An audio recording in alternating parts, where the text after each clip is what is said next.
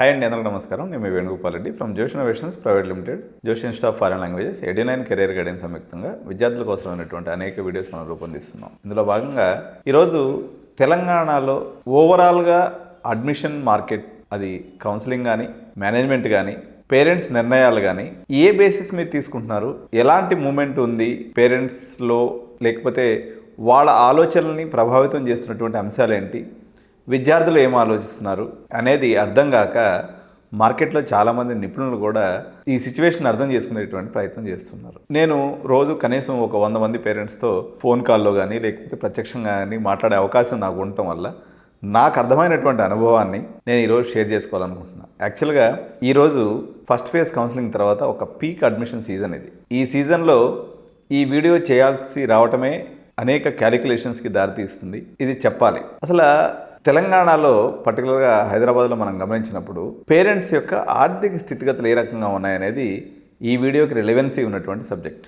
దాదాపు గత 2-3 ఏళ్లుగా పూర్తి స్థాయిలో పడకేసినటువంటి రియల్ ఎస్టేట్ రంగం, దాని అనుబంధ రంగాలు అంటే కన్స్ట్రక్షన్ అనుకోండి, ఇటువంటి అంతా కూడా దాని రిలేటెడ్గా ఉన్నటువంటి మీడియేటర్సు, బ్రోకర్సు, తర్వాత కన్స్ట్రక్షన్ సంబంధించి డిపెండెంట్ అయినటువంటి ఇంజనీర్సు, ఆర్కిటెక్ట్స్, రకరకాల పరిస్థితుల్లో సోల్డ్ అవుట్ కానటువంటి బిల్డింగ్స్, తర్వాత ఒక ప్రతి పేరెంట్కి చదువుకి, ఆరోగ్యానికి ఎక్కువ డబ్బులు ఖర్చు పెడతారు. నేను ఎదుర్కొన్నటువంటి అనేక సందర్భాలను నేను మీతో షేర్ చేసుకుంటున్నాను. ఈరోజు అనేక మంది పేరెంట్స్ బయటకు చెప్పుకోలేక వాళ్ళు ఒక ప్లాట్ తీసేసి స్టూడెంట్ డబ్బుల కోసం పెట్టుకొని ఉన్నారు. సపోజ్ ఒక ₹1,00,00,000 వాల్యూ ఉంటే ఈరోజు అదే ఈ హైదరాబాద్లో 50 లక్షల రూపాయలకు అడుగుతున్నారు మార్కెట్లో. దాన్ని అమ్మాలా వద్దా అనేటువంటి మీమాంసలో అదే 50 లక్షల ప్లాట్ అయితే 25 లక్షలు కడుతున్నారు. ₹1,00,00,000 ఉన్నటువంటి పొలాన్ని 50 లక్షలు కడుతున్నారు. అంటే ఆల్మోస్ట్ 50% రేట్ని తక్కువ కడుతున్నారని చెప్పేసి పేరెంట్ ఆవేదన వెలుబుచ్చినటువంటి పరిస్థితి ఉంది. అంటే ఈ యొక్క డినామినేషన్స్ అనేవి రూపాయి ఎన్నో వస్తుంది, ₹10 కడుగుతున్నాం, ఇట్లా అనుకోవచ్చు. సార్, ఓన్లీ రియల్ ఎస్టేట్ మీద ఆధారపడి అడ్మిషన్స్ విషయంలో ఎందుకు మీరు మాట్లాడుతున్నారని మీరు అనుకోవచ్చు. ఒక భాగం ఇది, అంటే ఒక 20% దీని ఇంపాక్ట్ అయితే ఉంది. రిమైనింగ్ విషయానికి వస్తే అసలు ఈ రియల్ ఎస్టేట్ పడిపోవడానికి ప్రభుత్వ విధానాల కారణమా, లేకపోతే గ్లోబల్ వచ్చినటువంటి వార్స్ కారణమా అని చాలామంది విశ్లేషణ చేస్తూ ఉన్నారు. కానీ నేను ప్లేస్మెంట్ మార్కెట్లో ఉన్నాను, ట్రైనింగ్ మార్కెట్లో ఉన్నాను, అడ్మిషన్ మార్కెట్లో ఉన్నాను. మూటిని ఏకకాలంలో డీల్ చేయడం వల్ల నాకు అర్థమైనటువంటి సబ్జెక్ట్ ఏంటంటే, ఒక విద్యార్థి క్యాంపస్లో మంచిగా ప్లేస్ అయితే ఉద్యోగం రాగానే ఒక 2 వీలరో ఒక 4 వీలరో కొంటాడు, ఈఎంఐలో ఒక హౌస్ కొనుక్కుంటాడు, తర్వాత ఒక లగ్జరియస్ హాస్టల్లో స్టే చేస్తాడు, తర్వాత ఒక వీకెండ్లో ఒక రెస్టారెంట్కి పోయి ఒక అమౌంట్ స్పెండ్ చేస్తాడు. కొత్త ఉద్యోగాల యొక్క కల్పన అరౌండ్ 50 to 70% వరకు పడిపోయింది. అన్ని departments, I'm not talking only about software engineering. నిరుద్యోగం అనేటువంటిది ఈరోజు ఎవరికి వాళ్ళకి కనిపించకుండా లోపలే పిండేస్తున్నటువంటి సమస్య. అమీర్పేటలో లక్షలాది మంది విద్యార్థులు ఇక్కడ హాస్టల్స్లో స్టే చేస్తుంటారు. చాలా హాస్టల్స్ వెకేట్ అయిపోయినాయి, ఇన్స్టిట్యూట్స్ నడవట్లేదు, పిల్లలు రావట్లేదు అంటే ఒకప్పుడు మేము 50,000 ₹1,00,000 తీసేసి ఏదో ఒక ఎంఎన్సీలో ప్లేస్మెంట్ పెట్టించేవాడిని నేను కూడా. ఈరోజు ఆ పరిస్థితులు లేకపోయేసరికి ఓవరాల్ మార్కెట్ సెంటిమెంట్ డౌన్గా ఉంది. సో ఉద్యోగాల కల్పన జరిగితేనే మార్కెట్లో మూమెంట్ ఉంటుంది. అన్ని బిజినెస్లు, రెలవెంట్ బిజినెసెస్, ట్రాన్స్పోర్టేషన్ బిజినెస్ దగ్గర నుంచి, హాస్టల్స్ బిజినెస్ దగ్గర నుంచి, హోటల్ ఇండస్ట్రీ దగ్గర నుంచి, తర్వాత లగ్జూరియస్ బ్రాండ్స్ దగ్గర నుంచి, అమ్మాయిలకు ఉన్నటువంటి డ్రెస్సుల దాకా ప్రతిదీ కూడా ఒక ఉద్యోగం రాగానే వాళ్ళు పోయేసి ఏదో ఒకటి కొనుక్కుంటూ ఉంటారు. సో ఆ మార్కెట్ లేనటువంటి పరిస్థితి. ఈ యొక్క ఫ్యాక్టర్ ఏదైతే ఉందో 25% అడ్మిషన్స్ మీద ఇంపాక్ట్ ఉంది. గతంలో రియల్ ఎస్టేట్ గురించి చెప్పినా దాని యొక్క పర్సంటేజ్ క్రైటీరియా ఒక 25%. తర్వాత ఉద్యోగాల కల్పన ఎక్కువగా లేకపోవటం, దాని అనుబంధాల రంగాల్లో ఉన్నటువంటి వాళ్ళకి చేతిలో పైసలు ఆడకపోవటం.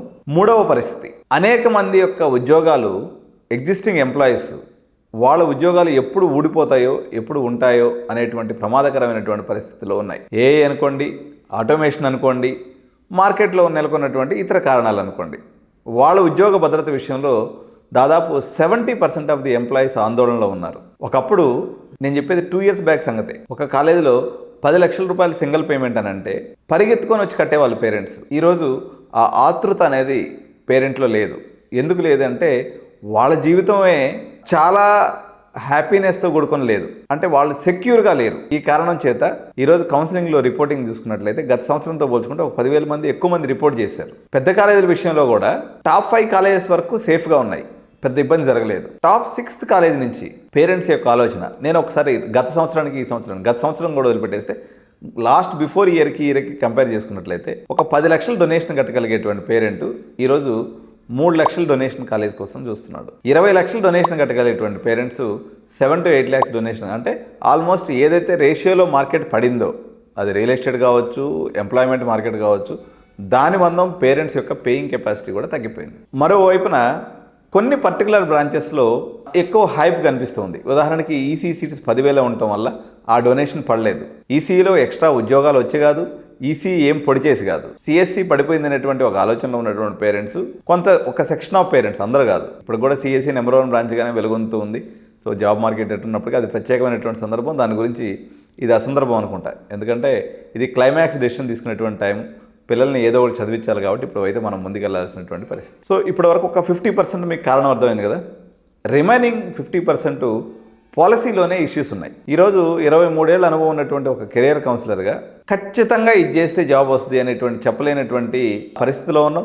ఒకవేళ అలాంటి రంగాలు కొన్ని ఏదైనా ఒక 5%, 10% ఉన్నప్పటికీ వాటికి పబ్లిక్లో పెద్ద ఇంట్రెస్ట్ లేదు. సో పబ్లిక్ పర్సెప్షన్ ఏముంది అంటే, పర్టికులర్గా జెన్జీకి సంబంధించినటువంటి మా యొక్క పిల్లలు ఎవరైతే ఉన్నారో, విద్యార్థులు ఎవరైతే ఉన్నారో, వాళ్ళ ఎక్స్పెక్టేషన్ వచ్చేసి ఒక 10 lakhs జాబ్ని మేము ఆరామ్సే కొట్టగలము అనేది వాళ్ళ యొక్క ఆలోచనగా ఉంది. వీళ్ళు కాలేజీకి వెళ్ళి ఎంక్వైరీ చేసేటప్పటికి వాళ్ళు ఒక 4 lakhs, 3.5 lakhs యావరేజ్గా ఎక్కువ మందికి వస్తుందని తెలియటం మీదట డిసప్పాయింట్మెంట్. యాక్చువల్గా వీళ్ళకి నారాయణ శ్రీ చైతన్య కాలేజీలో ఏం జరిగిందంటే, ఒక మాదాపూర్ లాంటి ఏరియాలో పెట్టేసి జూనియర్ కాలేజీకి 4 లక్షల రూపాయలు పెట్టి చాలామంది ఆశల పల్లకిలో చదివించారు. వాళ్ళు చాలామంది ఎంసెట్లో క్వాలిఫై కాలేదు, జేఈలో వచ్చేసరికి 60-70%, 50% వచ్చింది. నిరుత్సాహపడి నుంచి వీడికి డబ్బును పెట్టిందంతా వృధా అయిపోతుంది, ఏదో ఒకటి చదువుకోపోరా అని చెప్పేసి అంటాం. కూడా చిన్న కాలేజీలు అంటే మోడరేట్ పెర్ఫార్మింగ్ కాలేజెస్ కోసం పేరెంట్స్ కొంత వెతుకులాట కనిపిస్తూ ఉంది. అంటే నిరుద్యోగమే బేసికల్గా ఒక పెద్ద హర్డిల్గా ఉందండి. ఎంత పెద్దగా ఉందంటే మీకు బయట సమాజానికి పెద్దగా కనిపిస్తలేదు, కానీ మేము ఈ ఇండస్ట్రీలో చూస్తే, నేను 23 ఏళ్ళ ఇండస్ట్రీలో కనీసం నా అనుకున్న వాళ్ళకి కనీసం ఒక 2 జాబ్సో లేకపోతే ఒక 4 జాబ్సో, ఒక 10 జాబ్సో పెట్టిద్దామని ప్రయత్నం చేస్తే అడుగడుగున అవాంతరాలు ఎదురవుతూ ఉన్నాయి. అంటే అంత టైట్గా ఉంది. సార్ మరి అంతా బాగలేనప్పుడు ఎందుకు సిఎస్సి తీసుకుంటున్నారంటే, మార్కెట్లో ఉన్నటువంటి మాకు, మా చైర్మన్స్కి, అదేవిధంగా మా అడ్మినిస్ట్రేటివ్ ఆఫీసర్స్కి ఇది ఒక పెద్ద బర్ముడా ట్రయాంగిల్ లెక్క తయారైంది ఈ సంవత్సరం యొక్క అడ్మిషన్ ప్రాసెస్. అంటే పేరెంట్ మేము ఒకటి గెస్ చేస్తే పేరెంట్ మరో రకంగా ఆలోచిస్తున్నాడు, స్టూడెంట్ మరో రకంగా ఆలోచిస్తున్నాడు. ఎవరి దారి వాళ్ళదే యమునా తీరే అన్నట్టుగా ఈ సంవత్సరం యొక్క పరిస్థితి ఉంది. మెకానికల్ విషయంలో ఈ సంవత్సరం చాలా ముందంజలో ఉన్నారు పేరెంట్స్. దానికి కారణం ఏంటంటే మెకానికల్ సీట్స్ అన్ని తగ్గిపోవడం కారణం అయితే అంటే ఏది పెద్ద క్లారిటీ లేదు. ఏదో ఒకటి చేసుకుందాం, నడిచిపోద్దులే, చూద్దాంలే, తర్వాత ఇది తీసుకొని పొడిచేది ఏందిలే అనేటువంటి ఒక నిర్లిప్తత. ఒకప్పుడు ఫస్ట్ ఫేజ్ కౌన్సిలింగ్ రిజల్ట్ వచ్చింది అన్నట్లయితే పేరెంట్ ఉరుకులాట కనిపించేది. ఒక్కో కాలేజ్ దగ్గర 100 మంది, 200 మంది. ఈ డిజిటల్ యుగంలో మాలాంటి యూట్యూబర్స్ అనుకోండి, లేకపోతే చాట్ జీపీటీ అనుకోండి, ఓవర్ ఇన్ఫర్మేషన్ ఉండటం కూడా పేరెంట్స్ పెద్ద కాలేజీలకు విజిట్ చేయట్లేదు, చాలా నింపాదిగా ఉంటున్నారు. ఇది ఒక మరో కారణం. అండ్ 4th రీజన్ వచ్చేసి పేరెంట్స్ యొక్క ఆలోచన విధానం మారడానికి. ఇప్పుడు ఉన్నటువంటి పేరెంట్స్ అంతా మ్యాక్సిమం నాకు ఒక 3-4 years జూనియర్స్ ఉన్నారు, అంతా 42-48 ఎడ్యుకేటెడ్ పేరెంట్స్ అవడం వల్ల ఆన్లైన్లో రివ్యూస్ చూసుకుంటున్నారు, ఆన్లైన్లో చూసేస్తున్నారు, మ్యాక్సిమం ఆన్లైన్లోనే అయిపోతుంది. అట్లా మా యూట్యూబ్ ఛానల్స్ లేకపోతే మాలాంటి వాళ్ళు ఇచ్చే ఇన్ఫర్మేషన్ కన్సాలిడేట్ చేసుకొని మ్యాక్సిమం ఇంటి దగ్గరే చురుకుంటున్నారు తప్ప కాలేజీల చుట్టూ పెద్దగా తిరగడానికి పెద్దగా ఆసక్తి చూపట్లేదు. అందువల్ల మార్కెట్ ఎటువైపు టిల్ట్ అవుతుందో కాలేజీ వాళ్ళకి కానీ ఇటు మార్కెట్లో ఉన్నటువంటి ఎక్స్పర్ట్స్ కూడా అర్థం కానటువంటి పరిస్థితి. సార్ అల్టిమేట్గా ఈ వీడియో చేసి మీరు మాకేం చెప్పదలుచుకున్నారు? ప్రజానీకానికి లేకపోతే పబ్లిక్ పాయింట్ ఆఫ్ వ్యూలో గమనిస్తే సమాజం అంతా కూడా ఒకటే రకంగా ఆలోచిస్తుంది. ఈరోజు మీ కుటుంబంలో ఏదైతే పరిస్థితి ఉందో సమాజంలో అన్ని కుటుంబాల్లో అదే పరిస్థితి ఉంది. ఈరోజు రైతే రారాజు అన్నట్టుగా తెలంగాణలో ఉన్నటువంటి రైతులే అక్కడక్కడ తీసుకొచ్చి కొంత ఇన్వెస్ట్ చేస్తున్నారు, కొంత డొనేషన్స్ కడుతున్నారు తప్ప వ్యాపార వర్గాలు, ఉద్యోగ వర్గాలు ఒక రకంగా అడ్మిషన్లు తీసుకోవడంలో వెనకం చేసినాయి. యూనివర్సిటీ వాళ్ళందరూ ఏమనుకుంటున్నారంటే మా దగ్గర కట్టకుండా అందరూ పోయి ఫీజు రీయింబర్స్మెంట్లో చేరేస్తున్నారని యూనివర్సిటీ వాళ్ళు అనుకుంటున్నారు. ప్రైవేట్ యూనివర్సిటీ వాళ్ళు, ప్రైవేట్ కాలేజీ వాళ్ళు ఏమనుకుంటున్నారంటే ప్రైవేట్ ఇంజనీరింగ్ కాలేజ్ అనుకోండి, డిగ్రీ కాలేజ్ అనుకోండి, వీళ్ళంతా కూడా పోయేసి యూనివర్సిటీలో చేరుతున్నారండి, అందుకని మా దగ్గరికి రావట్లేదని వీళ్ళు అంటున్నారు. ఇంకా కొంతమంది ఏమంటున్నారంటే కొత్త సీట్లు వస్తాయని ఈనాడు పేపర్లో వచ్చింది కదా, 15,000 సీట్లు వస్తే రేట్లు తగ్గుతాయని రావట్లేదు. కొత్త సీట్లు వస్తాయో లేదు ఎవడో లేదు, మాకు కూడా క్లారిటీ లేదు. గవర్నమెంట్ ఏ స్టెప్ తీసుకుంటుంది, ఏ నిర్ణయం తీసుకుంటుంది అనేది వేచి చూడటం తప్ప మాకే క్లారిటీ లేని సబ్జెక్టులో పేరెంట్ వాళ్ళే కన్క్లూజన్ తీసుకొని కొంతమంది ఆగిపోయారని అనుకుంటున్నారు. అదేం లేదండి, వాస్తవానికి కొత్త సీట్లు వచ్చే అవకాశం చాలా తక్కువ ఉంది. మార్కెట్లో ఉన్నటువంటి సీట్స్ సరిపోతాయి అనేటువంటి భావనలో ప్రభుత్వం ఉంది కాబట్టి కొత్త సీట్లని వదలకపోవచ్చు. కానీ ఎప్పుడూ చూడనటువంటి విచిత్రమైనటువంటి పరిస్థితుల్ని తర్వాత ఇక్కడ ఇంకొక విషయం కూడా చెప్పాలి. ఒకప్పట్లో ఎంతో కొంత కష్టానికి రెడీగా ఉన్నటువంటి జెన్జీ వైట్ కాలర్ జాబ్ తప్ప వేరే ఏ జాబ్ని కలలో కూడా ఊహించుకోవడానికి ఇష్టపడటం లేదు. అందువల్ల మార్కెట్ ఎట్టున్నప్పటికీ ఇప్పుడు కూడా సిఎస్సి డిమాండ్ ఉండడానికి అదే కారణం. చాలామంది వాదిస్తూ ఉన్నారు, సార్ సిఎస్సిలోనే ఇప్పుడు కూడా ఆ కొద్దిగా ఉండేటువంటి జాబ్స్ అనేవి ఉన్నాయి, మిగిలిన దాంట్లో అసలే లేవు కదా, అందుకని మేము సిఎస్సికి పోతామని చెప్పే పేరెంట్స్ కూడా ఉన్నారు. ఏది నిజమో ఏది అబద్ధమో మొత్తానికి పేరెంట్స్లో ఒక నిర్లిప్తత, చల్తహాయ్ అనేటువంటి ధోరణి, విద్యార్థుల్లో యాక్చువల్ రియాలిటీకి మించినటువంటి ఎక్స్పెక్టేషన్స్, మార్కెట్లో లేని డబ్బు, లేని బిజినెస్, ఇన్సెక్యూరిటీతో కూడుకున్నటువంటి జాబు, కన్ఫామ్గా ఈ డొనేషన్ కడితే మనకి జాబ్ వస్తుంది అనేటువంటి గ్యారంటీ లేనటువంటి అనేక కారణాలు కలిసి అడ్మిషన్ మార్కెట్ని చాలా స్లోగా కదిలేటట్టు జరుగుతూ ఉంది. సో ఇది ఎటువంటి పరిణామాలకు దారితీస్తుంది అనేది డైలీ అప్డేట్స్ మనం రీల్స్ రూపంలో మనం ఎడ్యు9 ఎప్పటికప్పుడు అందిస్తూ ఉంటుంది. కొన్నిసార్లు ఫ్యాక్ట్స్ చెప్పడం కూడా, ఎందుకంటే ఇది స్టేక్ హోల్డర్స్ చాలామంది ఉంటారు.